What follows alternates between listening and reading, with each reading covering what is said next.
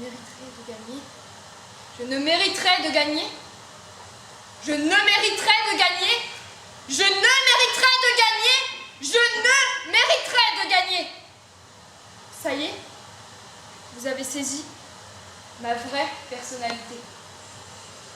Aux premiers abords, peut-être vous pensiez que j'étais une personne superficielle, méritant de gagner. Et j'ai crié. Et là, vous avez saisi ma personnalité. Une personne qui n'a pas confiance en soi, qui ne se croit pas capable de gagner, qui ne mériterait pas de gagner. Je ne mériterais de gagner. On l'aura vu, ce soir, il n'existe pas d'éloquence type, chacun ayant sa particularité. Certains n'ont pas crié. Certains ont fait preuve de poésie, davantage d'éloquence, ou plutôt d'énervement dans leur voix. Et pourtant, le message a été transmis. Ils n'ont pas crié et nous avons compris. Mais moi, j'ai crié. Et je me retrouve devant vous, en finale, pour avoir crié.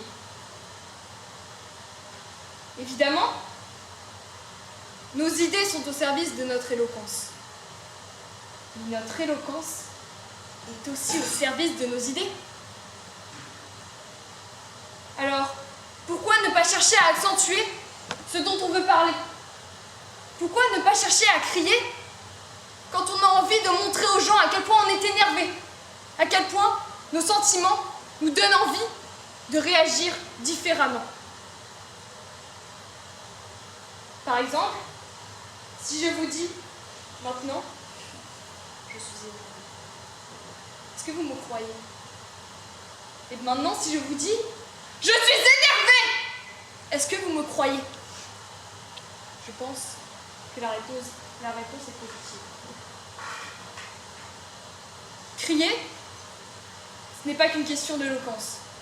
C'est aussi une question de compréhension, une question de défense.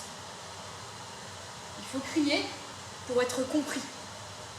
Mais il faut aussi crier pour être aidé. C'est d'ailleurs ce qu'on nous a appris dès que nous sommes nés. À notre naissance, la première chose que nous avons fait, c'est crier. Crier pour montrer que nous sommes là, pour montrer à nos parents que nous avons besoin d'attention, qu'ils nous nourrissent et qu'ils nous aiment jusqu'à la fin de notre vie. Et pour exprimer ces sentiments, nous avons crié. Demandez à l'aide en chuchotant. Vous verrez que personne ne vous tendra la main. Mais finalement, dans tous ces exemples que je vous ai donnés, il y a un point commun qui ressort. Le fait que crier, c'est avant tout mettre en avant un besoin de nécessité.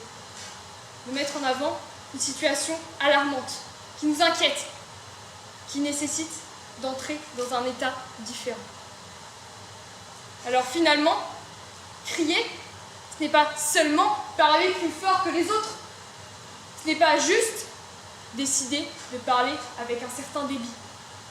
Crier, c'est s'affirmer. Crier, c'est croire en soi, c'est croire en ses idées. Crier, c'est affirmer notre personnalité. Alors, ne soyons pas passifs. Crions tous ensemble. Et sur ce point, je pense que mon adversaire me rejoindra. Il faut s'affirmer. Mais je lui suggérerais, après moi, de tout de même élever la voix s'il veut être autant écouté que moi. Merci.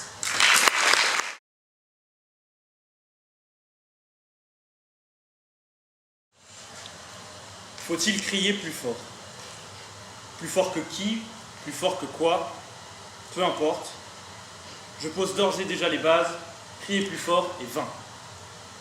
Vous n'en avez pas besoin. Celui qui crie plus fort essaye de vous convaincre autrement que par les arguments. Celui qui crie plus fort essaye de vous convaincre autrement que par ses idées.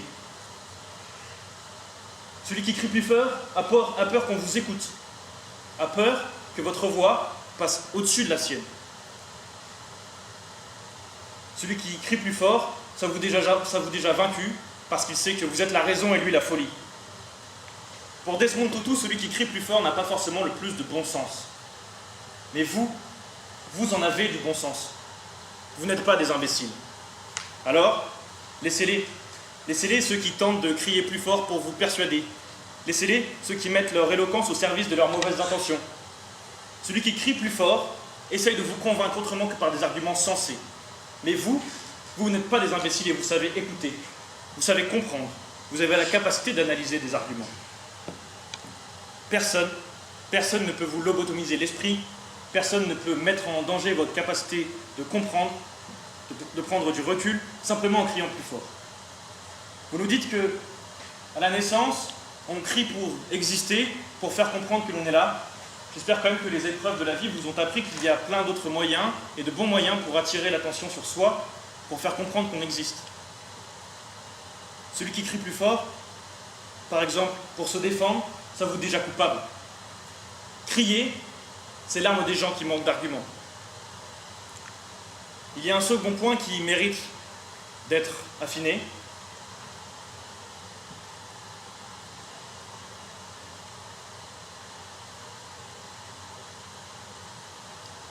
« 10 secondes. 10 secondes sans crier. Et pourtant, 10 secondes où vous m'avez tous écouté. 10 secondes où vous êtes tous restés suspendus à mes lèvres. Voyez-vous, ma contradictrice nous dit que si je veux être écouté par tous, j'ai besoin de crier très fort. Alors qu'il m'a suffi de me taire. Le silence est la plus belle des armes.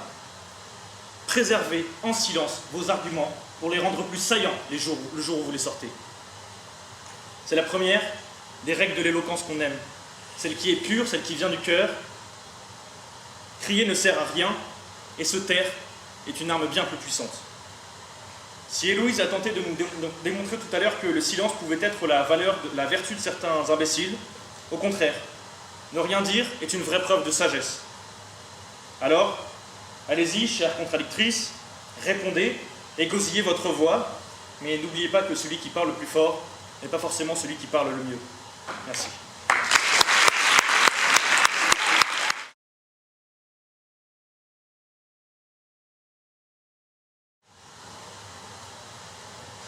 Opposer silence et crier. Je m'y attendais.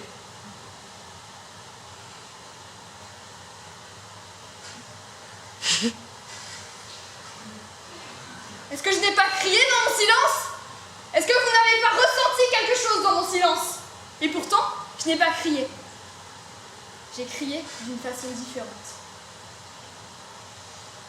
Alors, mon contradicteur vous aura dit que crier est le fait de ne pas avoir d'arguments. Mais au contraire, crier, c'est servir nos arguments. C'est les élever pour faire en sorte qu'ils existent. Et au vu du peu de débit qu'il aura mis dans son discours, j'en déduis qu'il n'aura pas eu énormément d'arguments. Et j'aurais préféré qu'il se taise plutôt qu'il nous fasse part de cette hypothèse.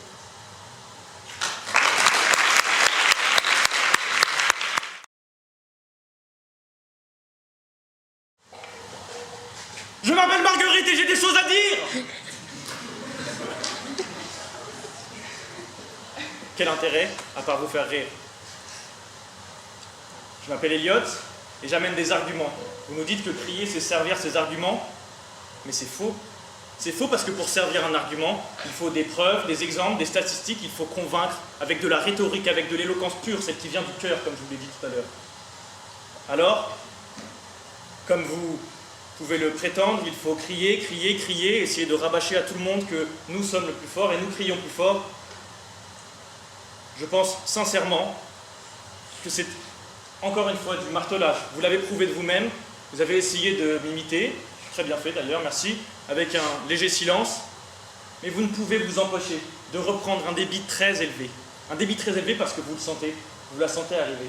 La défaite est proche, et moi je me tais à jamais. Merci.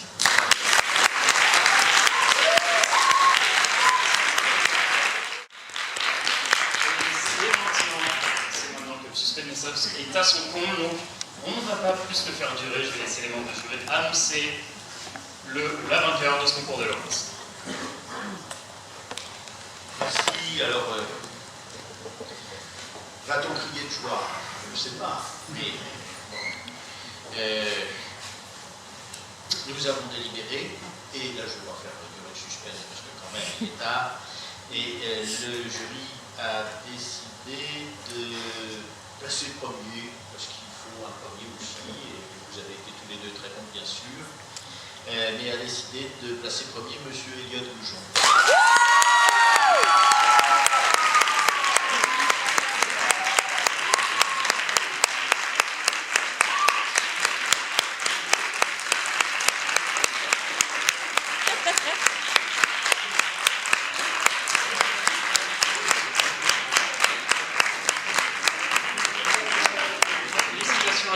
Bien sûr, et attendez, on a un petit cadeau pour vous, on vous a fait de magnifiques trophées qu'on va vous remettre tout de suite. Maman, je te laisse procéder. Elliot,